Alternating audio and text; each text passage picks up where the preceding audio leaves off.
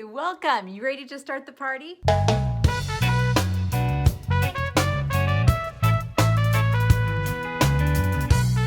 That's right, you heard Leila say it herself. It is party time, everybody. Welcome back to the Patch Party right here at Making It Fun. I am your host, Rob Appell from Michael Miller Fabrics, and a huge thank you again. I'm already moving fabric over. Huge thank you again to the designer of this fantastic, super cool block of the month, Leila Gardunia. You can get this pattern at your local quilt shops or directly from her online. All of that info is below, and as you know, or if you're brand new to this Patch Party block of the month here with us at Michael Miller Fabrics, this is a pattern that you are going to purchase, and then I'm going to walk you through the steps each month, the first week of each month, and we are having a blast here. So we are on block 5. It is called Squared Up. You see it here on the design wall, and it is really fun. It's a really good block to learn. It's got some good skill builder inside of it as well. It's really a very versatile block. So you could take just this block and do a lot of different things with a lot of different colors, but we're gonna set it up in kind of a assembly line format for all of you today. Make it super fun and easy. So again, please go out, make sure you have the pattern, links in the description below. We're on block month number 5. And it all features the Cotton Couture, which is the wonderful high density solid from Michael Miller Fabrics, and the Fairy Frost. So we are using the papaya on the Fairy Frost and the clementine on our solid today. And we're gonna need some big squares. We're gonna need the same size big square in the solid. We're gonna need some small squares, and we're gonna start right now by making our strips.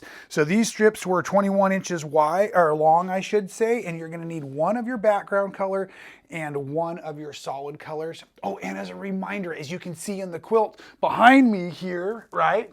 The quilt features multiples of the blocks we're building. Some blocks, months will be 2 blocks, and some months will be 4 blocks.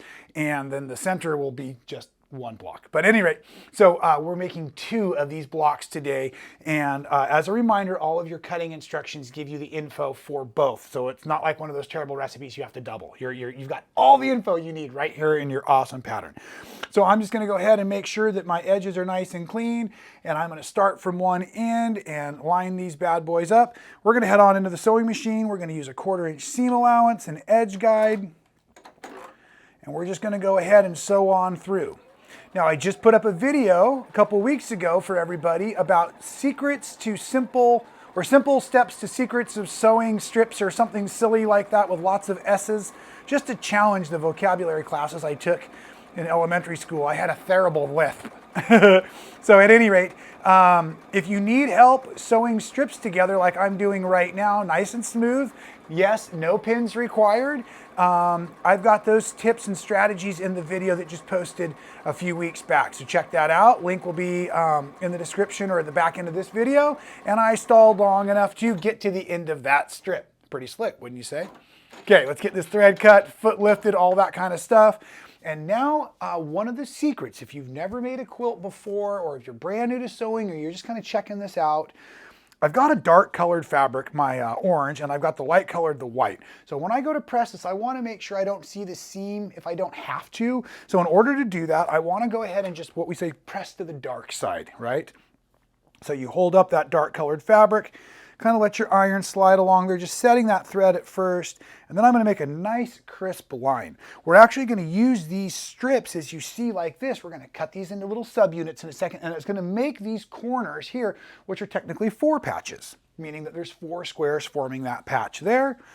Super easy. So I want a nice crisp seam line as I go through there. And then once that is done, I'm going to come right on over to my cutting surface. And the first thing I want to do is I really want to line up this line right here along my seam. I'm going to make a shave for a really nice cut. And then I'm just going to go ahead and rotate this because I'm incredibly right-handed. Sometimes you see me cut with my left hand, but I want accuracy because we're making, like I said, these little 4 patches. We want a nice crisp center seam. And so now I'm just going to go ahead and take a moment and make sure that I have the math I need here. And we're going to sub-cut down these units nice and quickly here. So I'm just going to go ahead and blast through this real quick. And you only need 8 of these here. So let's see, there's 2, 4, 6, 8. Great, we'll set that aside. Oh, I hope that wasn't a good one. I'm playing with you. Now we're just gonna make like a checkerboard. Like I said, a 4 patch. And so just take 2 of your units, rotate 1 of them, and just kind of line up those little center seams right there. And then as you pull this over, you hear me say this all the time. What I'm doing is I'm nesting the seams. So I'll take a second, kind of try to hopefully slow down, hold it still. I'm using my finger and my thumb to wiggle the fabric until those seams actually lock together. That helps create a very nice crisp union. Then I'm going to come on over here, and again with that 1/4 inch seam allowance, we're just going to sew these together. Watch that seam as it goes under the presser foot. Use your finger to encourage it down like that. And then you may as well make it efficient on yourself and do all of the rest of these units while you're here. That's called chain piecing. So again, lining them up checkerboard style, flipping them over. And there's no necessarily right side or wrong side to which side to start on because they are universal units. But now that I'm going this way, my top seam is pointing down, but my bottom seam is pointing up underneath that needle. So I just wanted to make sure that it stayed nice. And again, just taking a second to line up all my corners, line up all my edges, and make sure everything sews together beautifully. And then whenever I'm chain piecing, I just like to come out of the machine. I've got this cool little thread cutter, little razor blade there in plastic on the edge of the machine. So I've just cut them all free. We're gonna take a second. We're gonna press these all out right now. Now you've got orange and white on both sides. So there really isn't a way to press it so that you don't get some of that bleed through. And I'm talking about it. Maybe you can see it today. Maybe there's a little bit more opaqueness of that white showing. I don't know. And I really don't care that much. But I do try to practice good sewing habits, not only so that I look and sound cool here in front of all of you, but it really does help. So the things that I mention over and over again in my videos are the things that I do over again in my sewing room. One of the last videos was a lot of fun. There was a lot of comments about pins and the lack of use of pins in my life. Yes, I do not use pins other than to hang quilts on the wall. It's always been that way for me, but I've always had really good quality sewing machines, and I've always used fantastic quality fabrics, and that's partially what helps make sewing so beautiful, so easy, so simple. There we go. We're gonna need, as you can see on the block, 4 of these 4 patched 50-50 bars. Ooh, doesn't that sound good on a warm day? At any rate, so we're just gonna set these aside for the moment, okay? Hey, let's treat ourselves. Let's have a really good time. Let's get the center square done. There you go, done. It's cut out of the solid, so that's the same size as those now. That's easy. We have 4 more squares we're gonna do. There are these ones right here. So basically what it's gonna be is it's gonna be one of these larger background fabric squares. And then I'm gonna take 4 of my medium-sized squares here per block or per unit we're making, and all of these have now been drawn with a diagonal line edge to edge. So I just laid my ruler over there, marked it out with a chalk pencil, and now what we're going to do is we're going to lay one of these at a time on the edge. And I say one at a time, but I'm going to show you my trick I did for efficiency, which is exactly what I did in all of those little units over there. So we do need to start with one at a time, marked out on my edge. So the corner, the outside edges are what I really want to line up, because yes, we're going to use that as our sewing line today. We're going to sew with our needle right on that chalk. So as I come over to my presser foot now, even if I have an edge guide on, I just lifted it over the fabric, looking at the line through the front opening on that presser foot. And now what I want to do is I'm going to sew through this line.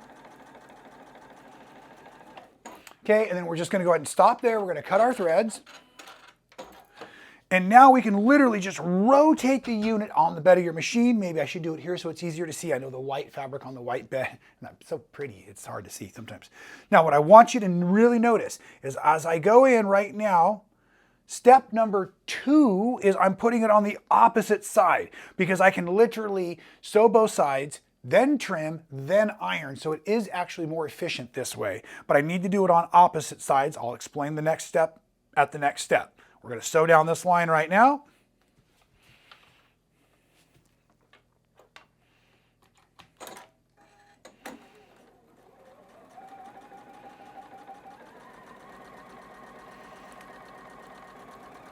Now, let me technically point out something else. This is really fun. In case you were there when my good friend John Flynn accused me of being in some sort of quilting emergency. If you don't know John Flynn, he's a great machine quilter, but hand sewer, also likes to go nice and slow. You know me, I'm always going way too fast. The caffeinated quilter, I'll take it. I like the term, I really do.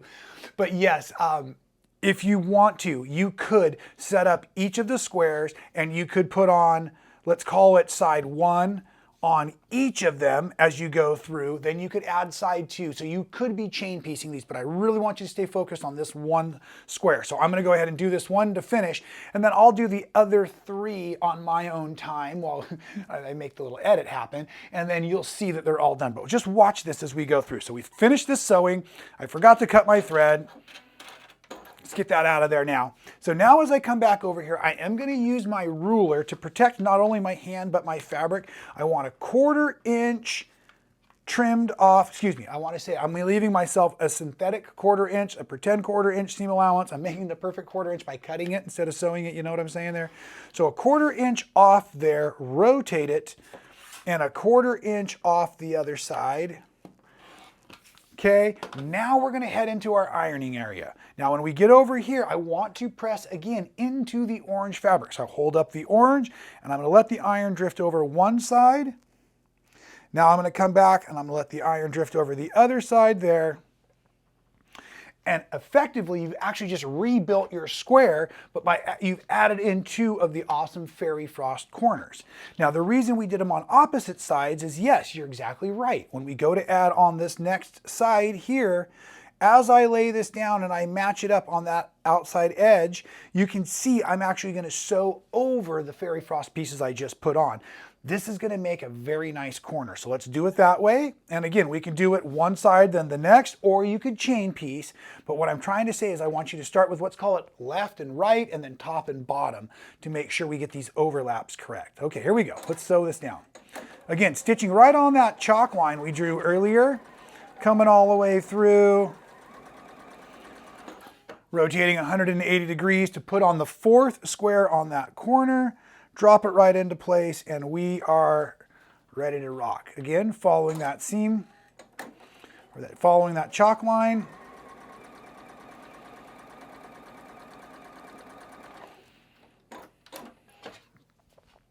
Okay, so same exact drill. We're coming back over here. We're using the ruler to protect our seam and our hands. We're removing those. If you want to save these little pieces, you really could make some really cool miniature half square triangles. A little smaller than I care to use, but maybe I'll save those down there for later. Okay, let's do the same thing with our iron. We're going to hold up the orange. We're going to press it over. We're going to hold up the orange. We're going to press it over to the other side. If you need to add a little steam or something like that, you could. And now let me show you how cool this is, right? We have effectively made 1, 2, and 3 squares that are boom, boom, boom, all the same size. So now we can build this awesome block that's on the wall. I need to finish these last 3. We're going to call these the diamond or the square and the square units right now. So I'm going to now start to chain piece these. And I'm just going to do that by taking all 3 of the blocks, lining them up with a square on one corner each. I'll stitch these down, come to the other side, and then work my way around the block. I'll be right back with all 4 of these done so I can show you how we're going to construct all of these squares back together to finish out this block, block number 5, Patch Party. Be right back, folks. Now, as I'm finishing pressing out these blocks we just created chain piece style, I just will point out one of the reasons I really love working from patterns and following instructions from other designers is how I learned to create the same blocks differently. And that can sometimes really help us out of design pickles we get ourselves into. So again, Leila, thank you very much for sharing this pattern with all of us. I've learned so much, and this is just yet another one of these techniques. So I'm really glad you're all following along. We've got a lot of great parts and pieces to this quilt to go over the next few months. Let's wrap this one up today. Looking up at the design on the wall, it's real simple. I'm going to start with my solid in the center.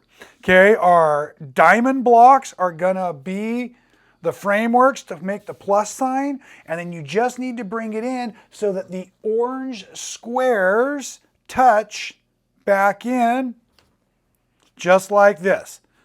Making sure I got it right. Let's study the block on the wall. If you haven't seen the last video, you'll know what we're talking about. Yes, I did not know it was wrong until I saw the comments a few days later. I fixed it, but yes, you were all right. I did not notice. So yes, this is exactly what we want. We want a beautiful line of those oranges running right there through the block. Here they are again. Now it's just a big 9 patch, so we're just going to sew it together. But one of the tricks is lining up these center points, right? So as I go to fold this over, I'm going to go ahead and line up this top edge, and I'm just holding this seam where the triangle's matched over to my 4 patch. Real simple.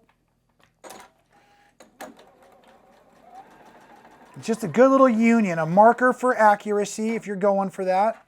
And then once we get close, I'm going to go ahead and make sure that everything is still adjusted nicely, and I'll go ahead and sew through. Now, one of my tricks when I'm putting blocks together I should say units together to form the final block, what we want to do now is we're going to go ahead and connect everything, but we're not going to press anything until we get to the next phase so that I can really work my seams in my favor. So let's just sit real quickly and get these stitched together.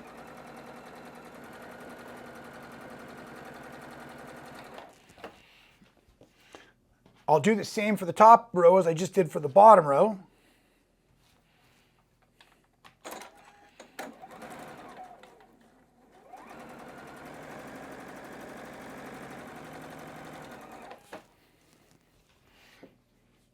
As you're bringing it back together, make sure you're always watching that orientation, watching those oranges. Now we're just going to sew the diamond blocks to the simple center square block. We've got one for each edge of that. So now I'm just using my edges or my corners to line everything up.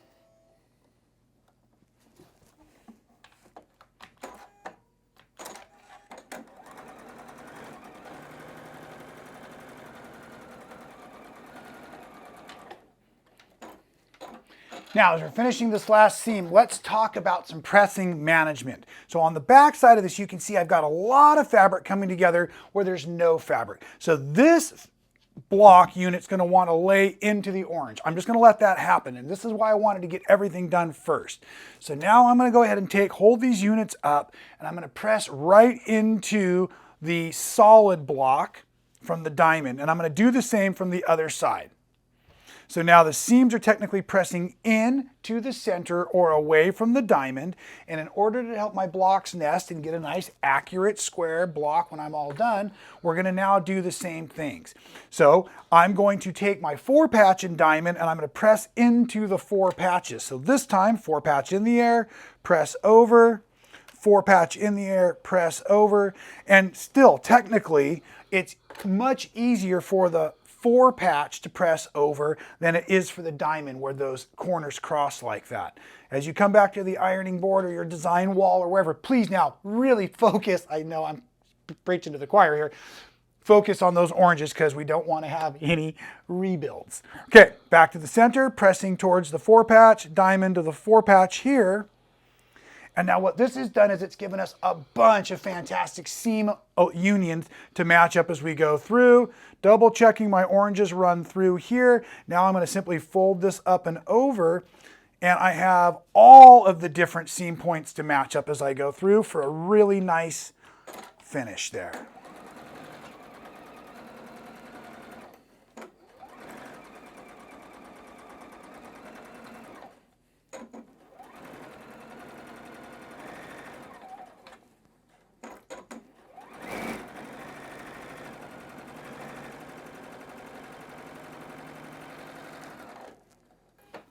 Now that I have two of them together, I will take a second. I'm going to press away from the center just to make everything go a little bit easier. And now I do have a little bit of a situation there, but I'm just not going to sweat it. Bringing it back, oranges to orange, flip it, flop it, sew it like you stole it. I don't think that makes any sense, in case you were wondering, but it sounded cool. Check your seam points. Make sure they're awesome.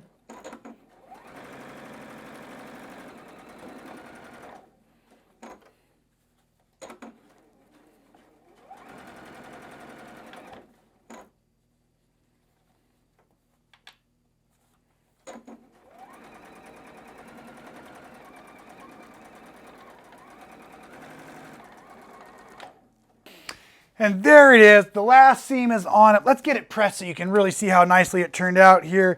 And again, I'm kind of pressing up now away from center. And what I was saying earlier is, yeah, there's going to be this one seam where I'm really now kind of pressing into that diamond portion.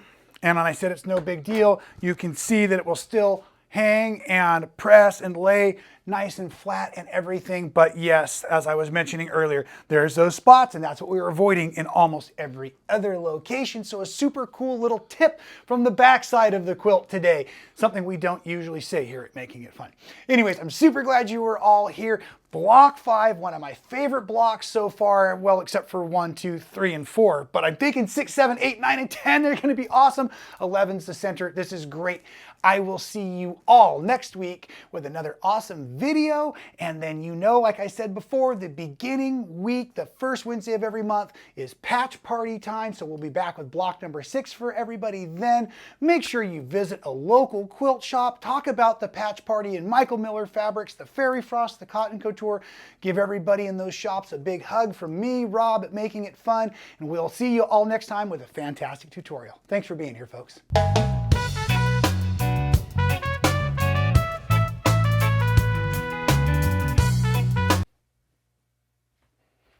Wow, you are still there. Thanks for sticking with me till the end of the video. I know, I get a little long-winded sometimes. But if you did enjoy today's video, make sure you check out a few of the other ones we've created. I think they're terrific. And of course, please subscribe to the channel. Make sure you hit the little bell to be notified. I don't want you to miss a moment of the fun. Stay safe and happy sewing.